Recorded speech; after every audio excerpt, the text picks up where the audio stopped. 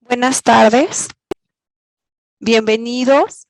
Gracias por estar con nosotros en este primer webinar del año, en este espacio que hemos creado para ustedes y para las pymes mexicanas. Les voy a pedir por favor que a lo largo del webinar dejen sus preguntas, ya que al final nuestro experto las responderá.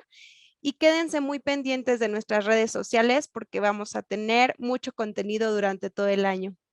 Ahora les voy a dejar con Carmen Santiesteban, que es coordinadora de Aceleradora de Negocios Anáhuac.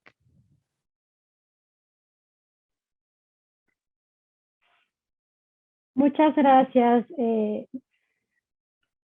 Isabel Rodríguez. Para mí es un gusto presentarles a Moisés Maislin, que es administrador internacional y MBA en alta dirección por la Universidad Anáhuac.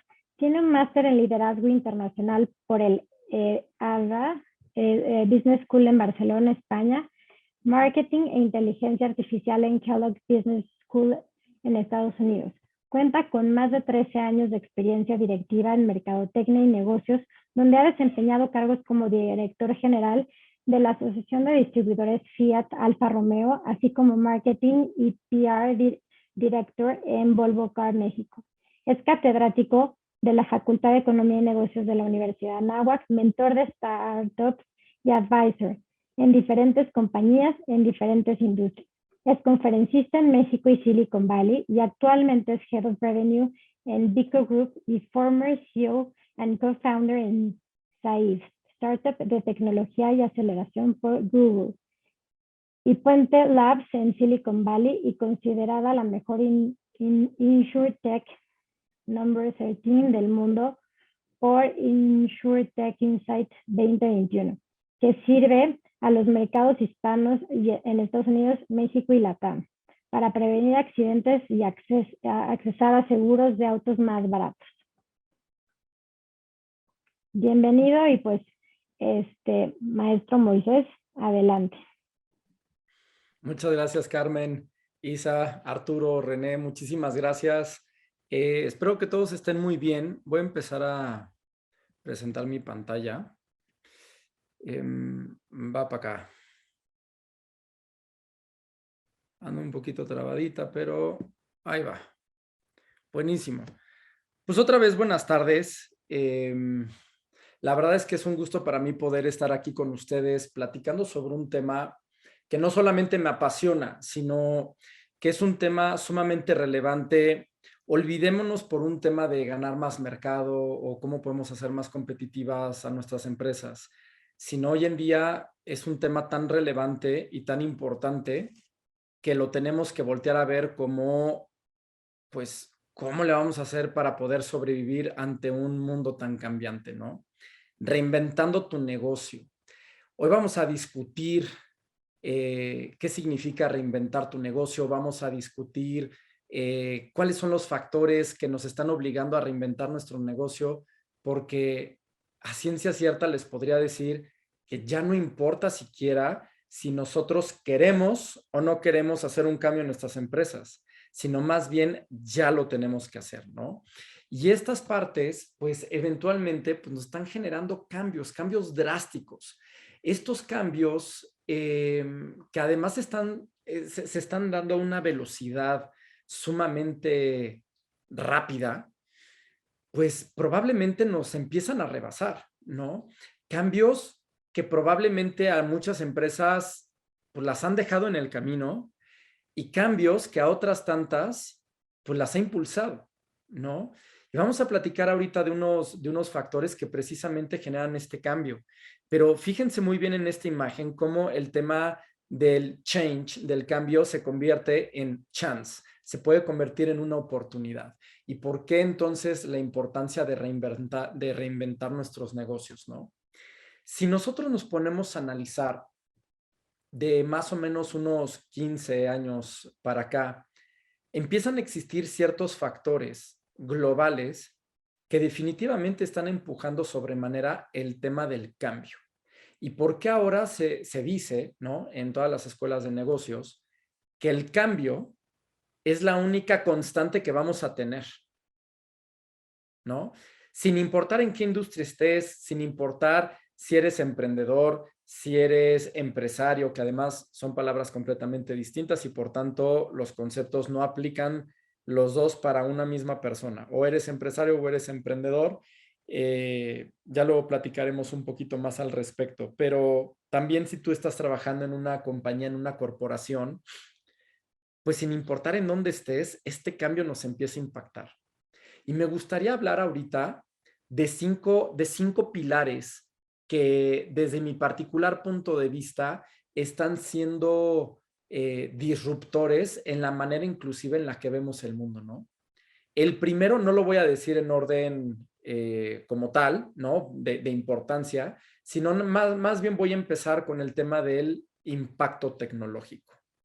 El impacto tecnológico ya sabemos todos que es algo que viene de más de 15 años atrás, ¿no? Si nosotros nos ponemos a analizar más o menos a partir de cuando el mundo empieza a cambiar sustancialmente, bueno, pues es con la entrada del Internet, ¿no? Por ahí de los años 80, 90, que esto empieza a ser como una tecnología que todavía no se sabía si iba a poder estar al alcance de todos, si solamente iba a pertenecer a la milicia, etcétera, etcétera. Y luego poco a poco cómo fueron encontrando diferentes aplicaciones a esta tecnología.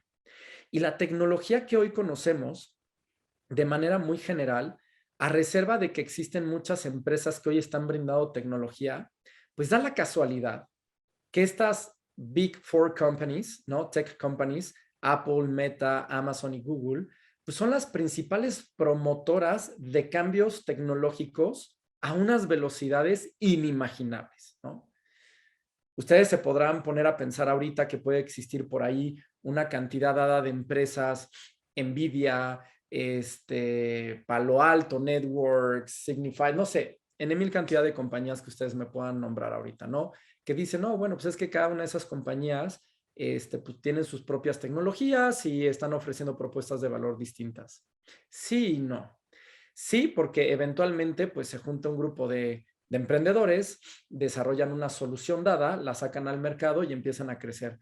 Pero, ¿dónde entran entonces estas cuatro compañías de tecnología grandes, ¿no? Apple, Meta, Amazon y Google, pues precisamente entran dentro de un ecosistema en el que estas mismas compañías empiezan a invertir en estas startups, ¿no? Como tal. Y ese es el segundo pilar, las startups, ¿no? Sin importar también a qué industria pertenezcan, pues esto es un factor que ha venido evolucionando a lo largo de los años y que drásticamente nos está impactando. Pónganse a pensar nada más que la industria de las startups factura al año 3 trillones de dólares. Así, 3 trillones de dólares. Si se ponen a pensar ahorita cuánto factura la industria acerera en el mundo, no llega ni siquiera a los 3 trillones de dólares. Si se ponen a pensar ahorita en diferentes industrias de wellness, de salud, bueno, salud puede ser que llegue al 2.7 trillones de dólares. La de seguros, creo que solamente la de seguros llega a rebasar un poquitín los 3 trillones de dólares, pero son muy pocas las industrias que realmente alcanzan una valuación tan grande por términos de facturación. Y entonces ahora resulta que estas empresas nuevas que son startups, que no son pymes como tal, pero que son startups porque están enfocadas en resolver un problema que no está validado y que cumplen con ciertas especificaciones completamente distintas a lo que es una empresa tradicional, por pequeña o grande que sea, pues resulta que ahora están facturando más de 3 trillones de dólares. Y estas startups definitivamente están haciendo un impacto sustancial en nuestro mundo. Y lo están haciendo de diferentes maneras. Primero, pues porque obviamente la naturaleza propia de las startups está en resolver problemas complejos que tiene el mundo, la gente, etcétera. Segundo, porque sus modelos de negocios no están probados, no están validados. Y esto es parte de lo que hace completamente distinto a una empresa de una startup. Porque una startup es una hipótesis. Es un grupo de personas que tienen una hipótesis dada y que se van a reunir para probar en algún mercado dado si eventualmente esa hipótesis se cumple o no, literal, método científico. Como tercer pilar que está impactando drásticamente a nuestro mundo, pues están las pandemias, ¿no? La pandemia del COVID, todo el mundo lo sabe, ya todo el mundo lo vivimos, ya llevamos 2 años, poco más de 2 años, viviendo esta situación. Pónganse a pensar cómo ha cambiado la forma en la que consumimos ahora. El tema de la digitalización sabemos que se aceleró sobremanera. No solamente eso, la manera en la que concebimos hoy las relaciones personales, en la manera en la que concebimos hoy el desplazamiento, la movilidad, al menos en nuestras propias ciudades o inclusive en el extranjero.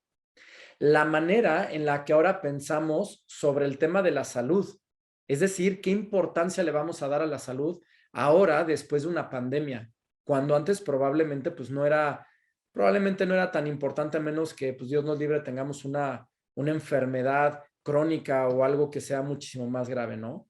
Pero en ese sentido, el hecho de que la pandemia hubiera llegado hizo que absolutamente todos los negocios cambiaran, absolutamente todos. Todos ustedes que tienen una pyme, ustedes lo saben porque además lo vivieron, porque además recuerdan el dolor de haber tenido que adaptarse a diferentes circunstancias que probablemente eran completamente desconocidas por todos nosotros, sin importar el tamaño de la compañía. Otro gran pilar que está cambiando drásticamente nuestro mundo, el climate change, ¿no? Este tema del ecosistema, del medio ambiente, del calentamiento global, sabemos que es una variable crítica para todos nosotros. ¿Por qué es crítica? Pues muy sencillo, pues solamente tenemos un planeta para vivir. Y según los estudios que hay, están urgiendo no solamente a las personas, sino a las empresas a cambiar, a adaptar sus procesos, la manera en la que consumen energía, agua, ciertos factores renovables, no renovables, etcétera, y cómo nos están obligando a encontrar nuevas alternativas para evitar tanta contaminación. La realidad de lo que yo he estado siguiendo últimamente, no solamente por el tema que es importantísimo sobre las nuevas regulaciones, sobre el tema del cambio climático y cómo esto va a impactar a las empresas y cómo las empresas se tienen que sumar a la menos emisión de CO2, sino el hecho de decir, señores, si no hacemos algo rápido, de aquí a más tardar de 3 a 5 años, ya no hay vuelta para atrás. Este pilar es importantísimo que tengamos siempre en el radar. Y como último factor, y no menos importante, el nuevo orden económico y mundial que se está suscitando hoy en día, principalmente en Europa. Y ustedes, creo que todo el mundo ya lo sabemos y todo el mundo estamos muy al tanto de las noticias en este aspecto. Estos 5 pilares verdaderamente van a hacer y están haciendo que la concepción en la que el ser humano tiene para su vida y para sus propias economías vaya a ser, pero cambiada drásticamente. La pregunta aquí que quiero que empiecen a reflexionar es, ¿qué está haciendo mi pyme en torno a estos 5 esquemas? Mi empresa se está adaptando a las nuevas tecnologías. Vamos a poner un ejemplo tan sencillo, ciberseguridad. Este nuevo orden económico y mundial está trayendo una guerra completamente nueva que nunca antes la humanidad había vivido. Los ciberataques. Para que se den una idea, 9 de cada 10 pymes en México han sido atacadas. De ese 100%, solamente el 2% se ha dado cuenta. Imagínense nada más la importancia que tienen estos 2 pilares, tecnología y este nuevo orden. y cómo cada uno de ellos empieza a interactuar entre sí y empiezan a generar condiciones muchísimo más complejas. Yo soy una pyme. Oye, ¿y cómo me está impactando la industria de las startups? Acuérdense, una pyme es una empresa con un modelo de negocio tradicional, cuando menos un modelo de negocio que ya es probado. Tan las empresas son distintas de una startup, las pymes, que a una pyme sí hay manera de poderle dar acceso a capital en un banco. Sí le puedes dar préstamos. A un startup no. ¿Por qué? Por el nivel de riesgo que éstas contemplan. Porque sus modelos de negocios no están probados, no están validados y por tanto representa un riesgo sustancial para un banco. Por eso nacen todos estos ángeles inversionistas, venture capitals, que son quienes precisamente financian el crecimiento de estas compañías. Pero como pyme, como empresarios, ¿qué está sucediendo allá afuera en el mundo de las startups? ¿Van a venir a revolucionar mi industria? ¿Van a venir a acabar con el tipo de propuesta de valor que yo estoy ofreciendo? O mejor aún, ¿hay algo de lo que se esté generando en la industria de las startups que yo como pyme puedo utilizar para hacer crecer más rápido mi negocio? ¿Y cómo todo esto se ve vinculado? Pandemias, startups, el nuevo orden económico y mundial, el cambio climático, la tecnología. Antes de seguir adelante, es bien importante que nos pongamos a reflexionar un tema. ¿Qué significa estrategia? Les voy a dar unos segundos para que puedan pensar qué significa estrategia. Para ti, ¿qué significa estrategia? ¿Cómo lo podrías definir? Habrá personas que digan, oye, pues estrategia es la manera en la que llego del punto A al punto B, o no. Pero déjenme decirles que eso es equivocado. Porque estrategia no es cómo llego del punto A al punto B. Esa es una ruta, ese es un plan. Estrategia tampoco es la manera, si lo están pensando, en cómo voy a establecer un plan para lograr ciertos objetivos, porque eso es planeación. Estrategia es uno de los conceptos más potentes que hay y de los más complicados en poder entender. Y déjenme decirles algo, justamente en un viaje a Estados Unidos, aprendí lo que realmente significa estrategia.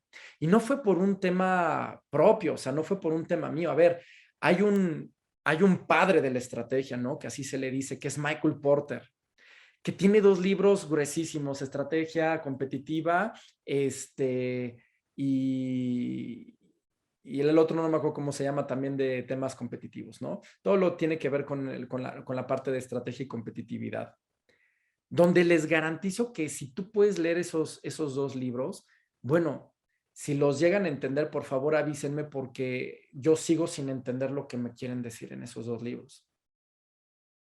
Pero en ese viaje que hice a Estados Unidos, literal, en un café así en las afueras de Harvard, viendo un cuate y que de pronto me dice, oye, Moy, pues jálate para acá y luego nos vamos a comer, pero estoy terminando una sesión con mi asesora de la maestría que esta persona estaba haciendo allá en Harvard y me dice, oye, pues mira, ¿por qué no llegas aquí rápido, te sientas conmigo mientras termino mi asesoría? Y resulta que esa asesoría la tenía con una mujer que se llama Joan Magreta, que es la mano derecha de Michael Porter. Y le decía, Joan, pero ¿qué significa todo esto de ventaja competitiva y estrategia competitiva? O sea, no entiendo de qué quiere hablar Michael Porter en sus 2 libros. Y me dice, Moy, no te preocupes, mira, que en un par de meses saco un libro que se llama Understanding Michael Porter. Una belleza, por favor, léanlo.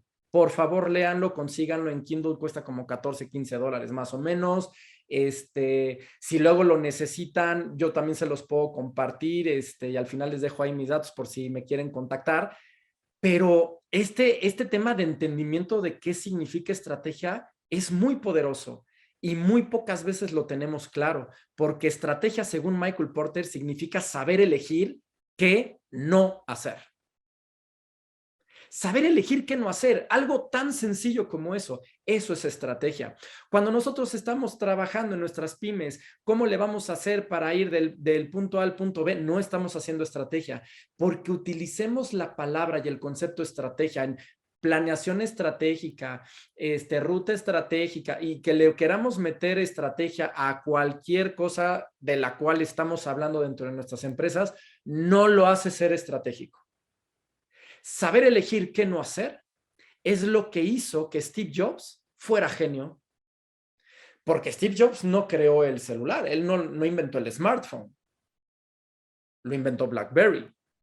Porque Steve Jobs no creó la computadora portátil, ya le estaba desarrollando IBM. Porque Steve Jobs no creó la tableta, pues ya existía una, si no mal recuerdo se llamaba Jacob, una cosa así, y la creó Bill Gates en 1984.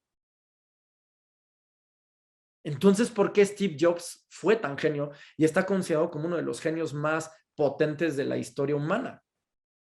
Porque supo elegir qué no hacer.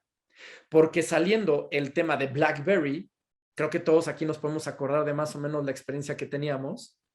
Oye, pero si tiene botones, pero la pantalla no es lo suficientemente grande, no alcanzo a ver bien, etcétera, etcétera, etcétera. ¿Y cuál fue la genialidad entonces de Steve Jobs? Decir, a ver, aquí hay un mercado que yo quiero. No sé cómo le voy a hacer, es decir, no sé qué quiero o qué necesito para llevarme ese mercado de smartphones.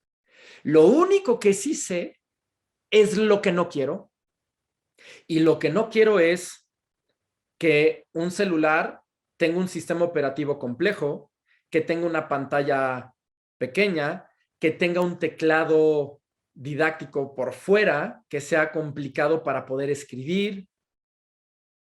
Pues claro, sabiendo lo que no quiero y poniendo en una lista todo lo que no quiero, entonces me es más fácil poder hacer un análisis crítico de hacia dónde moverme.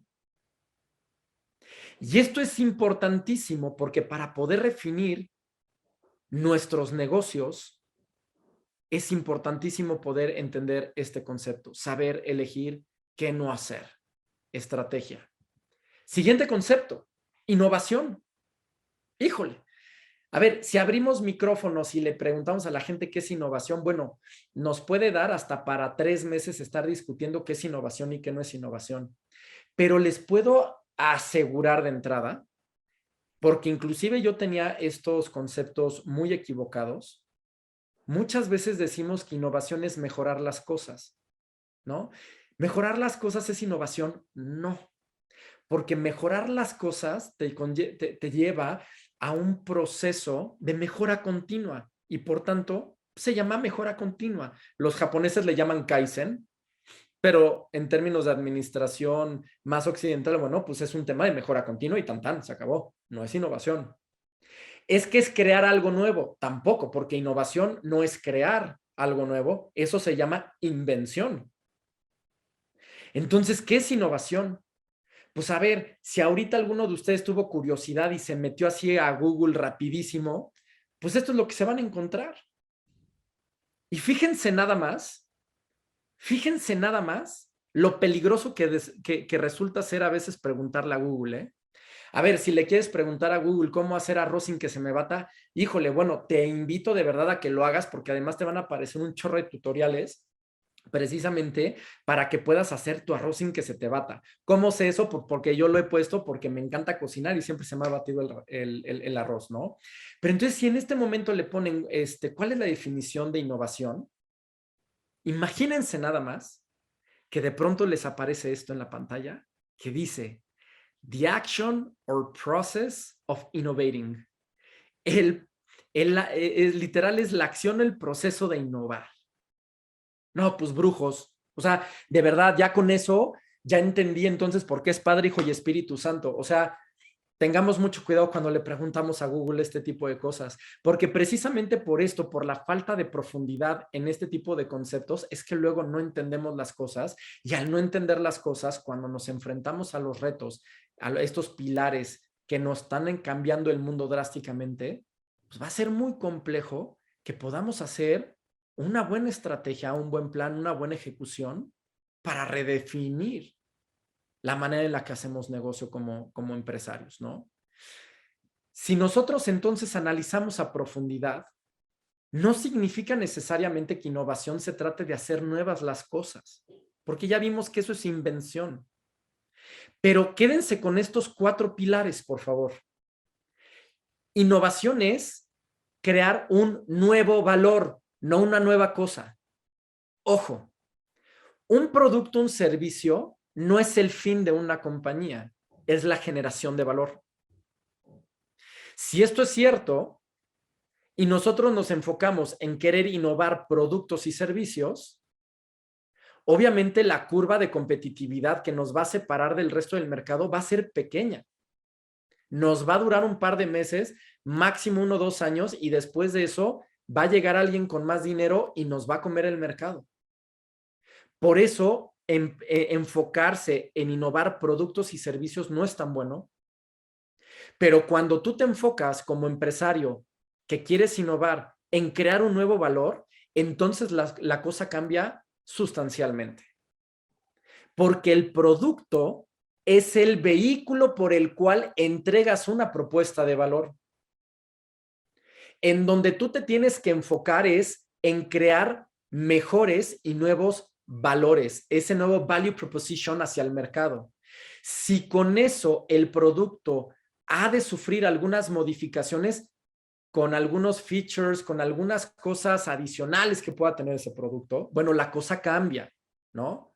Pero no es lo más importante. Poner el ojo en el producto y en el servicio no es lo más importante, es en la creación de un nuevo valor. Eso es innovación. Segundo pilar, que innovación también se trata, ¿no?, de retar de manera distinta a los competidores. Pregúntenle a los de Uber. Pues el servicio de taxi no lo inventaron ellos, pero sí retaron de una manera completamente distinta a los competidores. Pilar número 3, enfoque en resolver problemas. Si una compañía no se enfoca en resolver problemas, realmente va a tener 2 escenarios, 3 escenarios. El primero, se mueren rápido. Segundo, subsisten, pero no crecen. Y tercero, pues eventualmente se van a quedar pues en algún hoyo atorado. En algún hoyo donde pues vas a tener un nichito y vas a estar autoempleado probablemente. Pero si no te enfocas en resolver problemas como empresario y empiezas a aprender cosas de lo que las startups están haciendo en términos de mindset, que es justamente eso, enfoque en resolver problemas, pues va a ser muy difícil que puedas innovar. Y que ya todos sabemos que tenemos que innovar porque si no nos morimos en el proceso. Y como último pilar de la innovación, entender que es más importante la agilidad sobre el tamaño. Y sobre este punto voy a empezar a hacer mucho más énfasis, porque gran parte de la estadística de por qué fracasan las compañías está precisamente en este tema de agilidad sobre tamaño. Muchas veces el tema de la propuesta de valor está padrísima, si pudiera existir un product market fit, pero no lo supieron ejecutar de la manera correcta, hacer algo que se le llama el MVP, ¿no? Un Minimum Viable Product, estar testeando de estas cosas que hacen las startups, que inclusive hoy los grandes corporativos están aprendiendo a través de metodologías ágiles, precisamente porque saben y reconocen hoy que el tamaño ya no importa, ni el presupuesto. Lo que interesa es la agilidad con la que lleves a cabo los proyectos, sobre todo si se trata de innovar. Hay que entender 3 puntos principales sobre mitos y realidades de la innovación. Que la innovación muchas veces se cree que comienza con un tema de creatividad y no es cierto. La realidad es que la innovación empieza por curiosidad, no por creatividad. Porque si nos vamos al tema creativo, no significa que nos vamos a echar un churro de chocolate pues, para ver qué se nos ocurre, ¿no? O sea, no, y esas cosas no las hagan, que son bien feas. Pero no se trata de eso.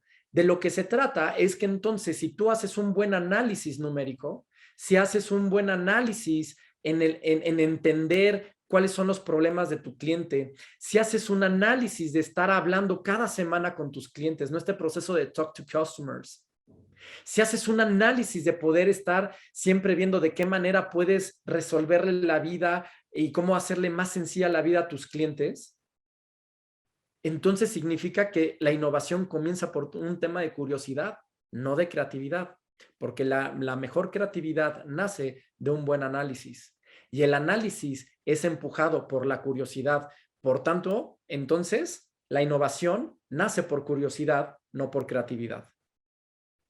Que la innovación es un proceso lineal, sencillo, que va pasando poquito a poco, de una manera muy suave, y la innovación dista mucho de eso.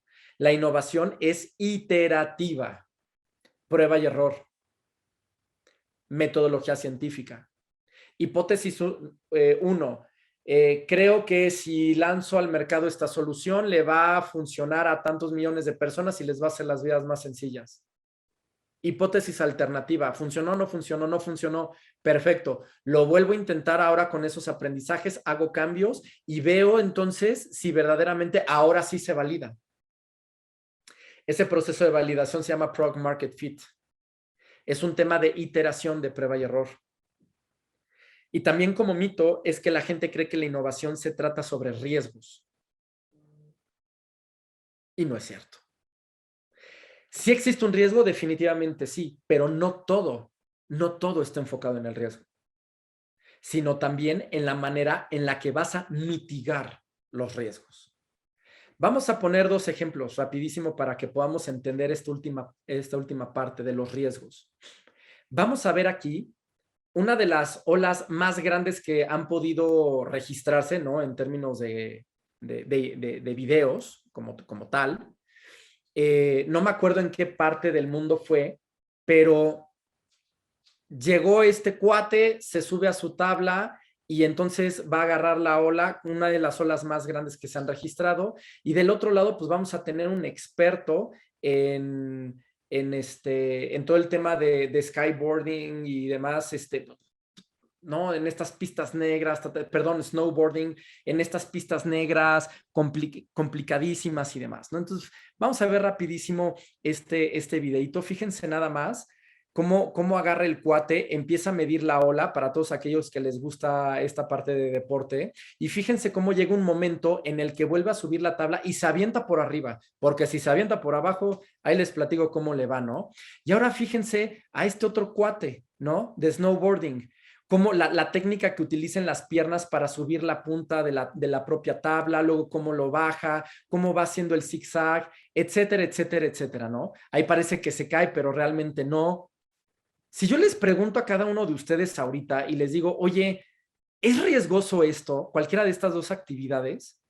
Les garantizo que cualquiera de ustedes me dice, claro que sí. Ahora, pregunta, ¿es riesgoso bajar las escaleras? Pónganse a reflexionar. ¿Es riesgoso realmente bajar las escaleras? Bueno, pues todo depende, ¿no? Pues pregúntenle a este perrito, ¿por qué entonces se avienta y por qué realmente es riesgoso? Por un solo elemento, por no saber lo que está haciendo. A diferencia de estos expertos que están tomando una de las olas más grandes del mundo y una de las pistas también más peligrosas en términos de snowboarding, ¿cuál es la diferencia? Que estas personas están sabiendo lo que están haciendo porque son profesionales. ¿Corren riesgos? Sí, pero acuérdense de la parte de la realidad de la innovación. ¿Cómo le haces para mitigar los riesgos? No significa que los empresarios y los emprendedores necesiten quitar al 100% los riesgos porque eso es imposible. Pero si tú sabes lo que estás haciendo, los vas a mitigar. Y eso es parte de la estrategia, porque para poderlos mitigar, primero tienes que saber qué no hacer. Y en virtud de eso, entonces vas a tener una claridad mucho mayor para empezar a redefinir, reinventar tu propio negocio. Entonces, en ese sentido, es bien importante tener estos 2 conceptos muy frescos todos los días, cada vez que vayamos a ejecutar con nuestros propios colaboradores y empleados, para poderles dar una buena guía. Dicho todo esto, les traigo 3 pasos para poder reinventar tu negocio. Cosas que parecen ser muy sencillas, pero que son más complicadas de los que creemos, ¿no? Pero si nosotros lo queremos poner en una analogía como si fuera el béisbol, hagan de cuenta, ¿no? Que cada una de estas flechitas son entradas, ¿no? De pelotas que están yendo precisamente al que va a batear.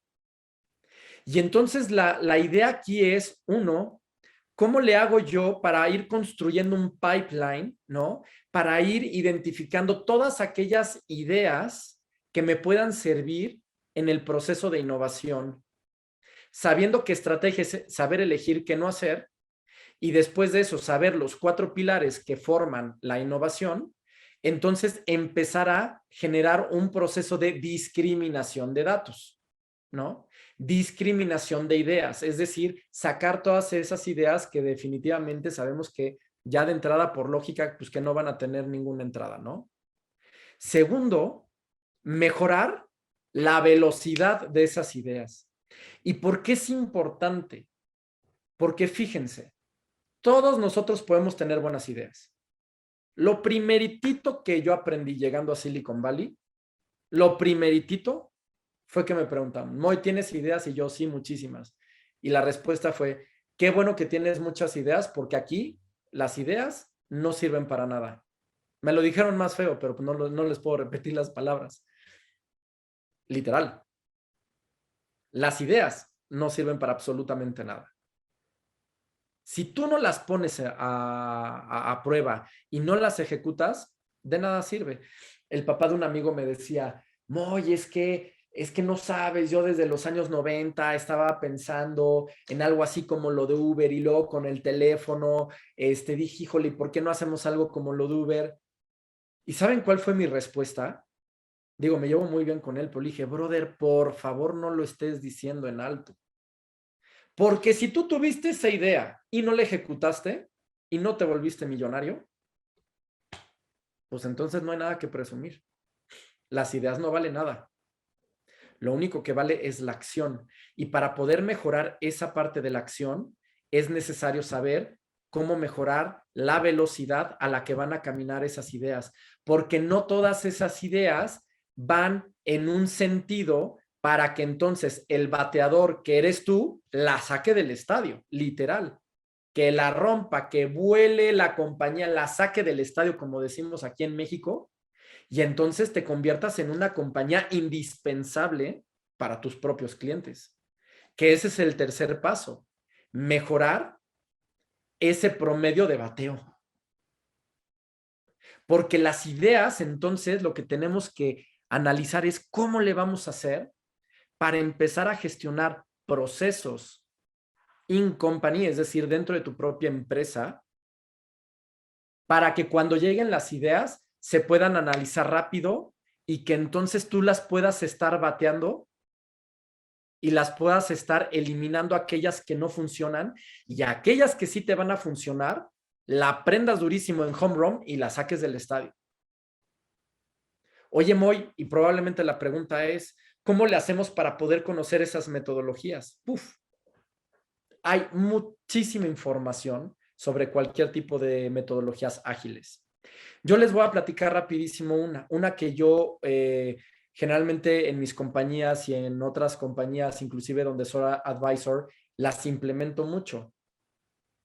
Este proceso de la metodología científica, literal, Descartes, o sea, si hacemos, hay un proceso de recordación de todo lo que tuvimos en la secundaria y en la preparatoria, ¿no? René Descartes, bueno, pues él fue el que inventó la metodología científica. Pues yo les sugiero que sigan eso, ¿no? Hoy en Silicon Valley le pusieron un nombre más sexy para poder vender libros, se le llama Lean Startup. Pero es exactamente lo mismo, es la metodología científica, hipótesis, no la hipótesis alternativa.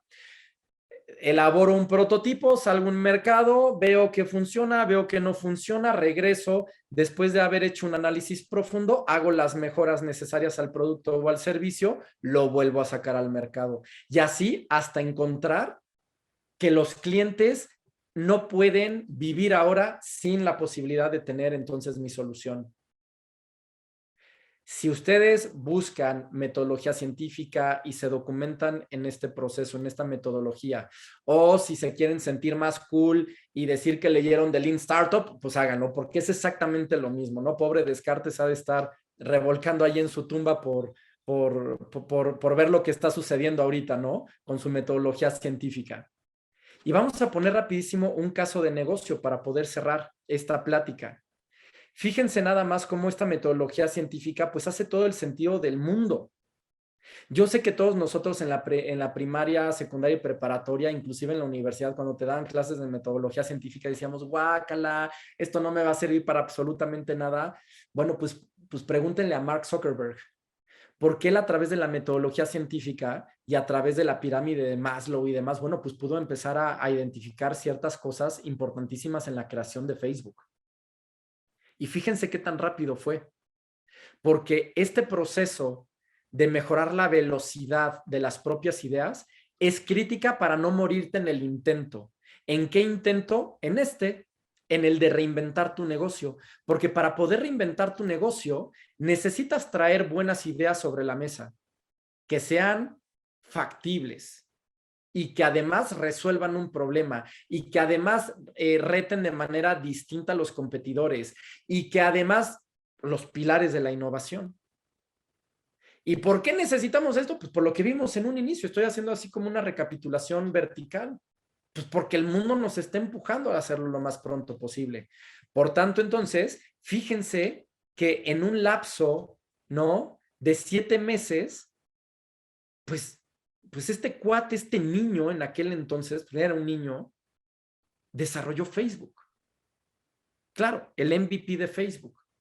En septiembre del 2003 empezó a construir su prototipo para empezarlo a prototipar, ¿no? A iterar. Se tardó 2 meses y de ahí nace una nueva idea, porque se da cuenta Mark Zuckerberg que la gente en las universidades lo está utilizando para otras cosas que no era principalmente para lo que realmente quería. Y entonces empieza con todo este proceso de idea, prueba y error, prueba y error, prueba y error, para que entonces en febrero del 2004, con lo que ya aprendió y lo que empezó a mejorar, desarrolla su demo, identifica la viabilidad de este demo, de este prototipo, de este MVP, Minimum Viable Product, para entonces poder hacer el lanzamiento por primera vez en abril del 2004 de lo que es Facebook. Y para nada más platicarle aquí a los que puedan ser jóvenes, que yo abrí mi cuenta de Facebook en agosto del 2005, prácticamente casi un año después. Imagínense lo potente que fue esto.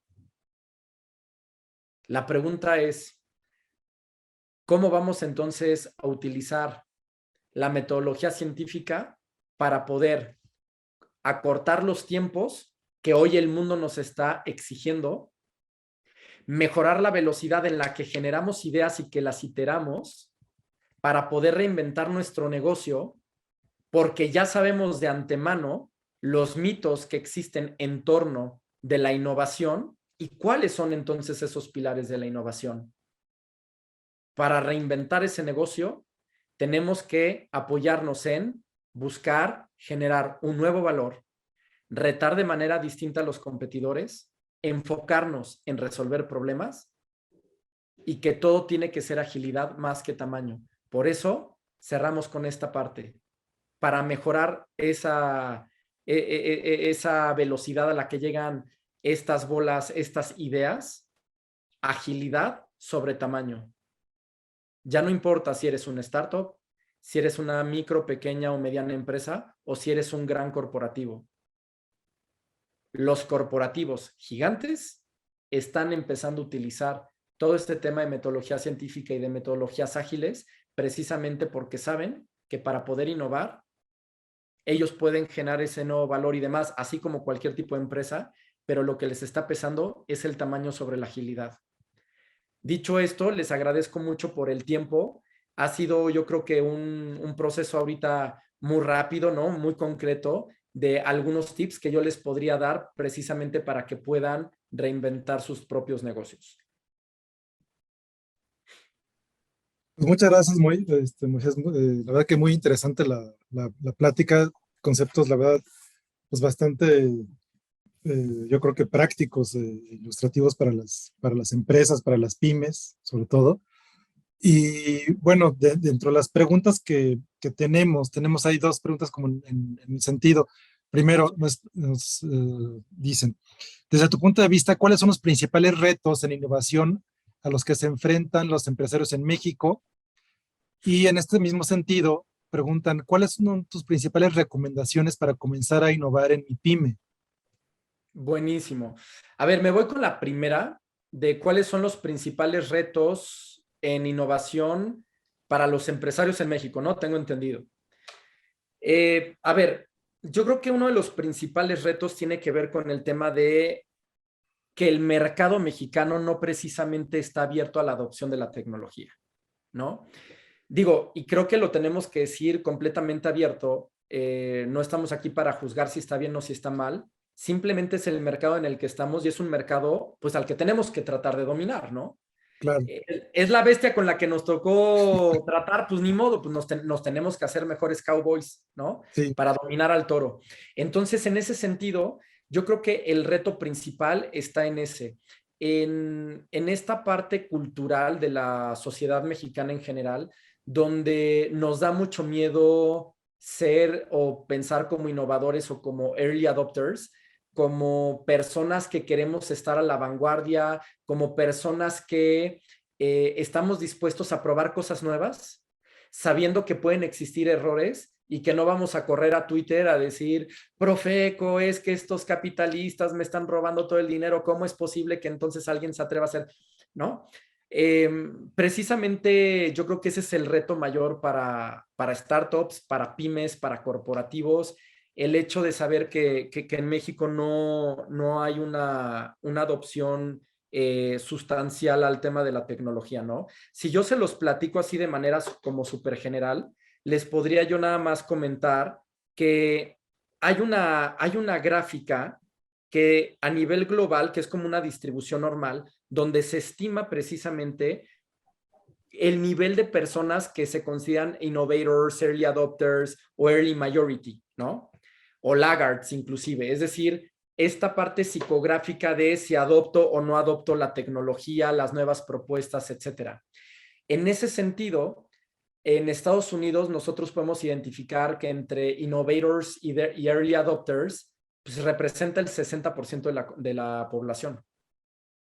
Países como Japón, Corea del Sur, etcétera, pues están arriba de los 90%. Es decir, es gente que no le importa probar cosas nuevas, que saben que pueden tener alguna falla y demás, pero que esas personas le van a ayudar a esa empresa con comentarios, con feedback, a irlo perfeccionando. En México, lamentablemente, no llegamos ni al 1% en torno al innovator y early adopter. Entonces, para nosotros es verdaderamente difícil poder sacar al mercado cosas completamente nuevas porque tenemos que segmentar sumamente bien con el objetivo de poder tener acceso a estos innovators o early adopters que nos ayuden en ese proceso de mejora. ¿Y por qué lo digo de esta manera? Porque como reto en términos de innovación, si tú sacas una innovación ya para empezarla a vender al early majority, que en ese sentido es donde está más la gente mexicana, ¿no? Pues realmente con tantito que te vayas a equivocar en algo, en ese momento te mueres como compañía. Entonces, ese para mí es el reto principal. ¿Qué se puede hacer para poder resolver o para poder enfrentar mejor esta parte? Dentro de lo que he visto de manera muy puntual, uno, no tenerle miedo a probablemente llegarle a veces a clientes que no son innovators y early adopters, sino más bien utilizar estrategias de mercadotecnia para segmentar mejor, para poderle llegar a estos innovators y early adopters.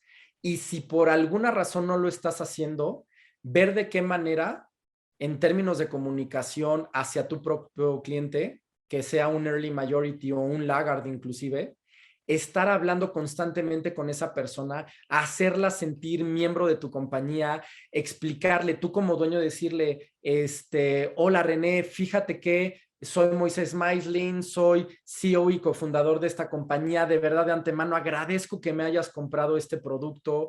La verdad es que tu feedback es importantísimo porque tenemos una visión de querer predecir accidentes de auto en tiempo real y entonces con tu feedback estamos nosotros seguros que lo vamos a poder lograr. Y literal, este proceso de talk to customers es crítico. No importa si eres pyme, no importa si eres corporativo, no importa si eres startup.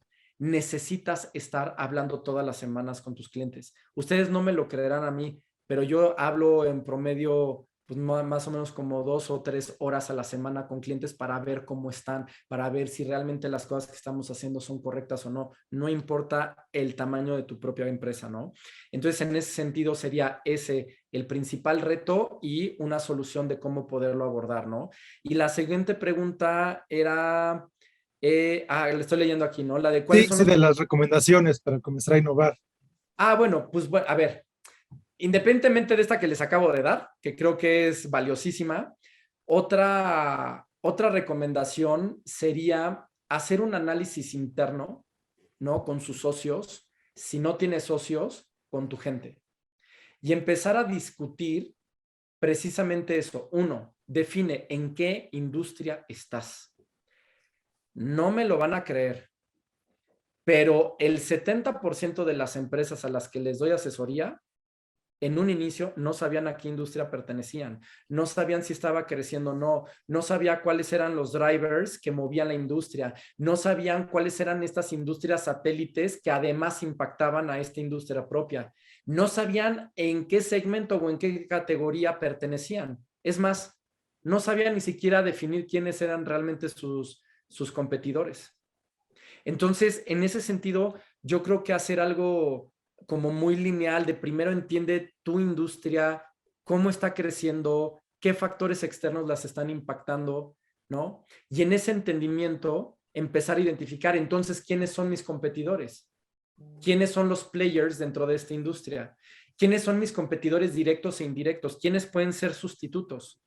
Si no hay una comprensión profunda sobre estos conceptos, es bien difícil poder innovar, porque al entender esto, no es simplemente para seguir un proceso académico de me voy a sacar 10 porque entonces ya hice aquí un PowerPoint que le entrego a mi jefe o yo como empresario, como dueño de la pyme, desarrollo para decir, mira, ya, tarea cumplida, ya lo sé. De nada te sirve saber eso, ¿no? Lo que te Claro. sirve es identificar ¿cuáles entonces son las vulnerabilidades de esos competidores? Y sí es una súper recomendación. Para tú poder identificar a tus competidores, primero tienes que hacer un análisis de la industria, del segmento y bla, bla, bla, bla. Entenderlo perfectamente. Con eso entiendes quiénes son tus competidores. Ahora te toca entender cuáles son sus vulnerabilidades. Porque sobre esas vulnerabilidades es donde entonces es necesario hacer un proceso de design thinking para ver de qué manera tú puedes generar y puedes gestionar estos procesos de innovación que te lleven a productos o servicios que sean ganadores para expandir tu mercado en ese nicho en el cual estás compitiendo y posteriormente, una vez que lo domines, empezar a ver un proceso ya de expansión a otros nichos, a otros segmentos, ¿no? Bueno, claro que, pues muchas gracias, Moisés. Ahí de verdad que muy interesante la plática, los conceptos. Y sobre todo yo creo que pues el mensaje, ¿no? Para las pymes, ¿no? En general, para las empresas, pues es de que aprender a vivir en este mundo que le llaman ahora volátil, incierto, cambiante y ambiguo, ¿no? En este entorno, pues que como dices, donde el cambio es la constante, ¿no? Yo creo que ese es el reto para las empresas en general y sobre todo para las pymes. Sí, y sobre todo para las pymes, porque hay que entender que el 99.8% de la economía está generada y de las empresas está generada por pymes a nivel global. Y en México representa el 99.6%. Y si tú identificas eso y sabes eso, entonces podemos entender que las pymes representan el 52% del Producto Interno Bruto y el 72% de empleabilidad en este país.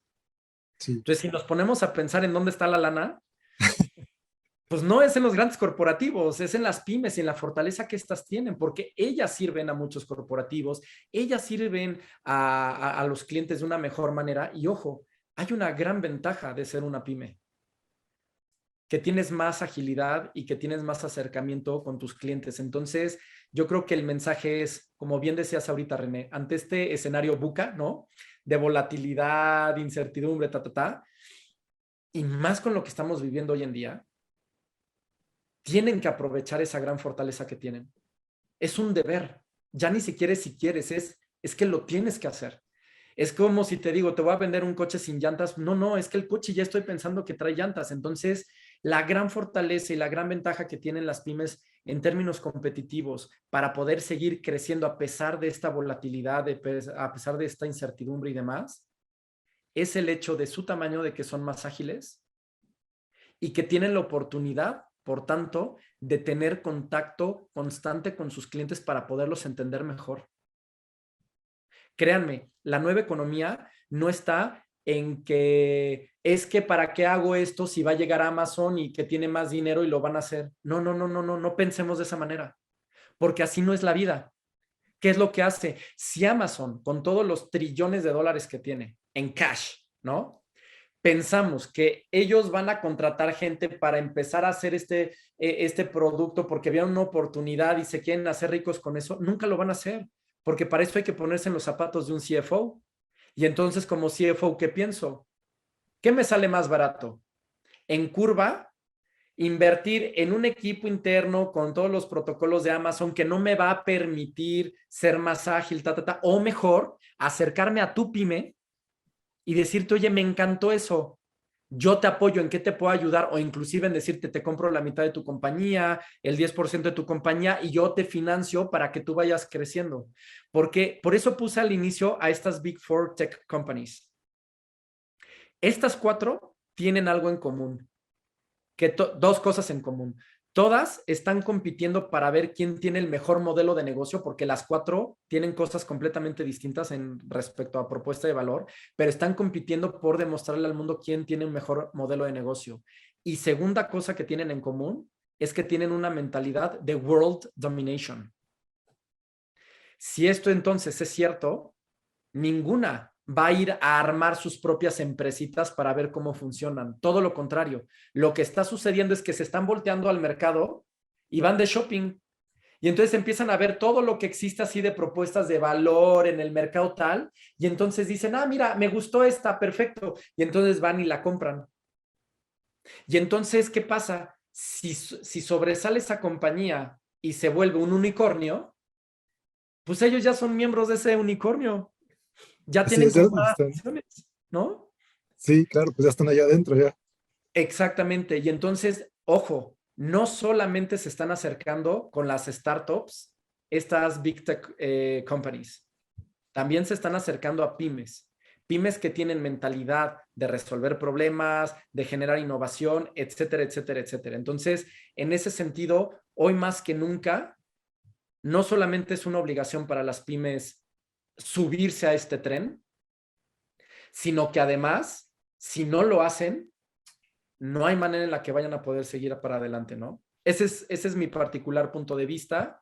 Y bueno, pues además ya lo he vivido. Entonces, pues aquí les dejo estos comentarios. Sería padrísimo que los puedan reflexionar y que pues eventualmente, probablemente ya en otro tipo de canales podamos seguir discutiendo del tema, ¿no? Perfecto, Moisés. Pues muchísimas gracias de nuevo y gracias a ustedes, a nuestro auditorio que nos acompañó el día de hoy en esta plática. Gracias, Isabel, María Isabel, ahí que nos acompañaste en esta plática. Y bueno, pues es un gusto saludarlos a todos. Claro que sí. Gracias, René. Muchas gracias, maestro Moisés. A nombre de Banco Santander, de Wadhwani Foundation y de Aceleradora de Negocios Anáhuac, le damos las gracias por exponernos este importante tema. La verdad es que estuvo muy ágil, con conceptos muy claros y muy entendibles. Muchas gracias. Al contrario, yo feliz de poderlo compartir con ustedes. Gracias Esperamos tenerlo pronto por aquí o por otros proyectos. Seguro, yo feliz. Gracias. Y bueno, pues muchas gracias a nuestros espectadores. No se vayan a perder nuestro siguiente tema. vamos a hablar de inversiones y finanzas en la pyme.